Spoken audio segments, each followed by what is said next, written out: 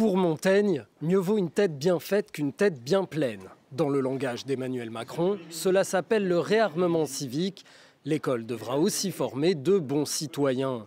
Le chef de l'État s'est dit totalement favorable à ce qu'on apprenne la Marseillaise aux primaires, au doublement de l'enseignement de l'éducation civique dès la 5e, mais pas que. Nous instituerons dans chaque collège et dans chaque lycée, dès la fin de cette année, une cérémonie de remise des diplômes, rite républicain d'unité, de fierté et de reconnaissance. La famille et l'école, au fond, pour faire des républicains, en même temps que pour transmettre des savoirs. Autre annonce phare, le retour de l'uniforme à l'école publique pour les élèves.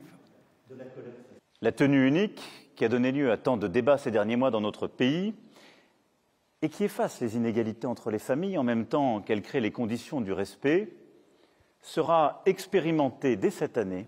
Une centaine d'établissements volontaires seront concernés pour cette phase de test avant une généralisation en 2026 si les résultats sont concluants.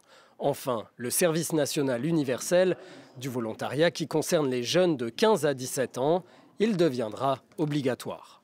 Le service national universel fait partie de la réforme, c'est pourquoi nous irons vers la généralisation du service national universel en seconde.